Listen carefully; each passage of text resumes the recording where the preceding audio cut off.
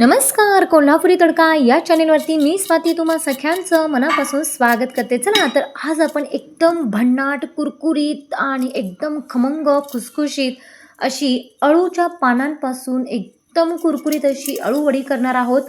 ती देखील एकदम वेगळ्या पद्धतीने आणि अजिबात इथं आपण ही पानं वाफवून घेणार नाही, डायरेक्ट आपण ही अळूवडी जी आहे ती फ्राय करणार आहोत। अगदी भन्नाट चवीची आणि एकदम चविष्ट वेगळ्या पद्धत आणि एकदम नवीन पद्धत।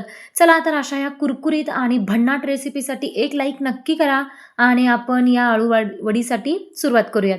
तर त्यासाठी तुम्ही इथं बघू शकता मी अळूची पानं घेतलेली आहेत। अळूची पानं सर्वप्रथम स्वच्छ पाण्याने धुवून वगैरे घ्यायची, म्हणजे काही धूळ वगैरे असेल तर ते निघून जाते। आता त्यानंतर आपण ही जी पानं आहेत ती पानं बारीक मोठी आहेत थोडीफार पानं, त्याची जी शिरा म्हणजे देठं वगैरे असतात ती सगळी काढून घ्यायची आहेत। अशा पद्धतीने मी व्हिडिओमध्ये दाखवते, अशा पद्धतीने तुम्ही ही शिरा ज्या आहेत त्या काढून घेऊ शकता। आणि त्यानंतर जे मधल्या भागातल्या ज्या काही शिरा आहेत त्या शिरा मऊ होण्यासाठी काय करायचं, लाटण्याचा वापर करायचा आणि लाटण्याच्या साहाय्याने काय करायचं मी व्हिडिओमध्ये दाखवते अशा पद्धतीने एक पान पसरवून घ्यायचं आणि लाटण्याने पूर्ण काय करायचं, फिरवून घ्यायचं। एकसारखं असं फिरवायचं म्हणजे पूर्ण हे पान मऊ पडतं, म्हणजे व्यवस्थित आपल्याला ह्याला मिश्रण जे तयार करणार आहे ते व्यवस्थित लावता येईल। चला तर आता त्यानंतर आपण सगळी पानं त्या पद्धतीने करून घेतलेली आहेत। आता एका डिशमध्ये काय घ्यायचं आहे, इथं 2 वाटी मी बेसन पीठ घेतलेलं आहे, म्हणजे आपल्याला एवढ्या पानांना एवढं पीठ लागणारच आहे। तर 2 वाटी बेसन पिठासाठी इथं अर्धी वाटी तांदळाचं पीठ टाकायचं आहे आणि त्यानंतर मी इथं 2 चमचे तीळ टाकलेला आहे, अर्धा चमचा इथं ओवा टाकायचा आहे। त्यानंतर इथं धनेपूड एक अर्धा चमचा टाकलेला आहे, जिरेपूड अर्धा चमचा टाकायचा आहे, चवीपुरतं मीठ टाकायचं आणि लाल तिखट आपल्याला आवडीनुसार, हळद अर्धा चमचा आणि त्यानंतर आपण इथे टाकणार आहोत हिरवी मिरची, आलं, लसूणचं पेस्ट टाकणार आहोत।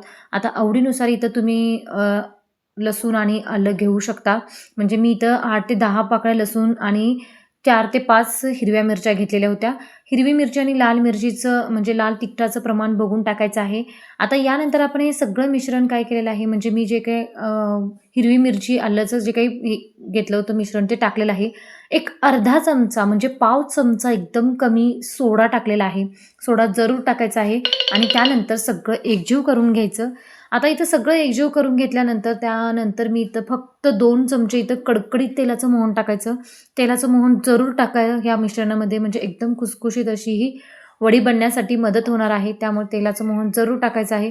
आता तेलाचं मोहन टाकल्यानंतर पूर्ण हे पीठ काय करायचं, एकजीव करून घ्यायचं, म्हणजे तेलाचं जे काही मोहन आहे ते सगळं त्या पिठाला लागलं जाईल। आता त्यानंतर आपण इथं कोथिंबीर टाकायची, आवडीनुसार टाकायची, भरपूर टाका म्हणजे एकदम खमंगपणा त्या वडीला येणार। चला तर आता त्यानंतर हे सगळं मी एकजीव करून घेणार आहे। आता त्यानंतर यामध्ये आपण चिंच गुळाचं जे काही कोळ आपण म्हणतो म्हणजे मिश्रण ते टाकायचं आहे, हे जरूर टाकायचं। यानं काय होतं की जे पानं असतात ती पानं थोडीशी खवखवल्यासारखे घशामध्ये होतात खाल्ल्यानंतर, पण हे चिंच गुळाचं पाणी टाकलं ना तर अजिबात होत नाही आणि एक वेगळी आणि भन्नाट टेस्ट येते।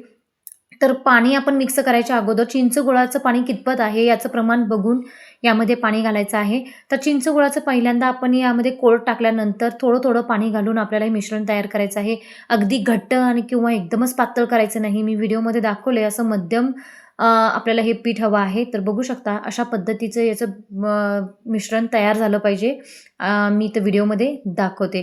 चला तर थोडं थोडं पाणी घालून छान असं हे पीठ मी तयार करून घेतलेलं आहे। अजिबात पातळ करायचं नाही, जर पातळ जास्त पीठ झालं तर हे पानांना व्यवस्थित लावता येणार नाही आणि तेल जास्त ओढून घेण्याची शक्यता असते। चला तर आता इथे एक मी पान घेतलेलं आहे, म्हणजे आपलं अळूचं पान। आता याच्यावर मिश्रण कसं लावायचं तर व्हिडिओमध्ये मी दाखवते।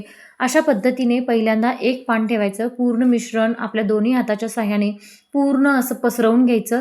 म्हणजे आपण पहिल्यांदा काय केलं होतं, इथं देठं जी आहेत म्हणजे त्याची जी शिरा आहेत त्या लाटण्यानं पूर्ण लाटून घेतलं होतं, त्यामुळं हे असं जास्त काही आपल्याला खरबर असं लागणार नाही, व्यवस्थित आपल्याला हे जे मिश्रण आहे ते लावता येईल। अशा पद्धतीने इथं मिश्रण पूर्ण लावून घ्यायचं।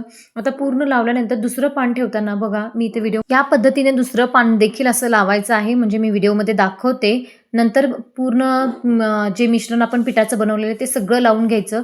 तिसरं पान आपण उलट्या बाजूने लावायचं आहे. अशा पद्धतीने एकावर एक थर असे आपण 4 तिथं 5 पानं पूर्ण लावून घेणार आहोत. जसं मी व्हिडिओमध्ये दाखवते अशा पद्धतीने तुम्ही जर लावून घेतलात तर सगळ्या बाजूने व्यवस्थित हे मिश्रण लागलं जाईल. व्यवस्थित सगळ्या बाजूने हे पान पण व्यवस्थित पसरलं जाईल. एका बाजूला जास्त, एका बाजूला कमी असं करायचं नाही. व्यवस्थित असं पान हे ठेवायचं आहे आणि सगळ्या बाजूने समान हे पान बसलं पाहिजे. अशा पद्धतीने हे पानं लावून घ्यायची आणि एकावरती एक असे 4 तिथं 5 तर पानं आपण ॲटलीस्ट इथं लावायचे आहेत. आता अशा पद्धतीने सगळं लावून घ्यायचं आणि मी व्हिडिओमध्ये दाखवते अशा पद्धतीने पहिल्यांदा हे फोल्ड करून घ्या. म्हणजे चारही बाजूने असं पान हे पूर्ण फोल्ड करून घ्यायचं आणि त्यानंतर ह्याचा रोल बनवायचा आहे. म्हणजे असं जर केलं ना तर व्यवस्थित सगळ्या बाजूने काय होईल, व्यवस्थित फोल्ड होईल. म्हणजे कुठं कमी जास्त असं होणार नाही किंवा एका ठिकाणी पातळ थर असा पसरणार नाही. व्यवस्थित सगळ्या बाजूने समान थर बसेल. तर अशा पद्धतीने पानाचा रोल बनवून घ्यायचा. इथं बघू शकता या पद्धतीने पानाचा रोल मी पूर्ण बनवून घेतलेला आहे. आता काय करायचं, हे अजिबात वाफवायचं वगैरे नाही. अशा पद्धतीने रोल पूर्ण आपण करून घ्यायचा आणि त्यानंतर आपण धारदार चाकूच्या साहाय्याने काय करायचं, अशा पद्धतीने हे वडी इथं कट करून घ्यायची आहे.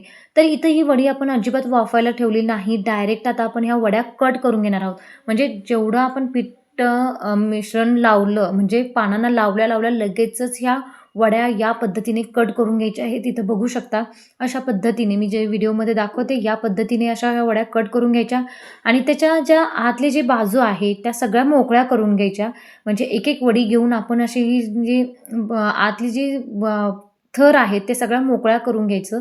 म्हणजे व्यवस्थित ह्यात फ्राय होतील अशा पद्धतीने. तर व्हिडिओमध्ये दाखवते आपण जास्त एकदम पातळ एकदम ह्या वड्या कट करायच्या नाही. थोडंसं जाडसरच ठेवायचं आणि त्यानंतर कट करून घ्यायचं.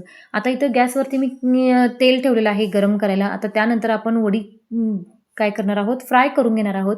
तर एक एक अशा पद्धतीने पूर्ण ह्या आतल्या ज्या थर आहेत जे आपण पानांचं बनवलेलं थोडं थोडं मोकळं करून घ्यायचं आणि एक एक एक एक वडी सोडून द्यायची आणि मस्त अशी फ्राय करून घ्यायची आहे.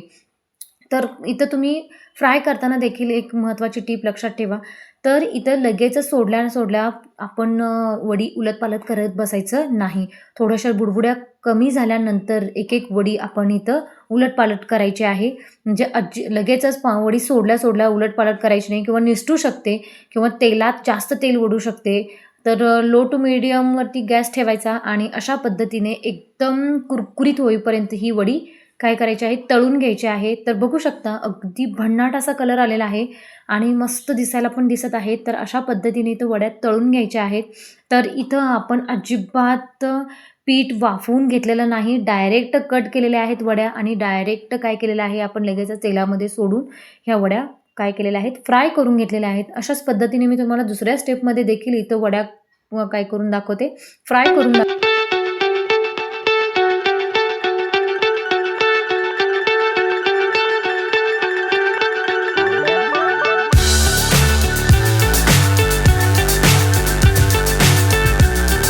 बघू शकता अशा पद्धतीने आपण इथं अळूची एक नवीन पद्धत, वेगळी पद्धत डायरेक्ट तेलात म्हणजे मिश्रण तयार करून लगेचच वडी कट करून फ्राय केलेल्या वड्या ह्या नक्की ट्राय करा आणि कमेंट करून नक्की सांगा. अशाच प्रकारच्या वेगवेगळ्या रेसिपीज पाहण्यासाठी कोल्हापुरी तडका चॅनलला नक्की सबस्क्राईब करा. आणि ही आळू वडी अजिबात तेलकट होत नाही.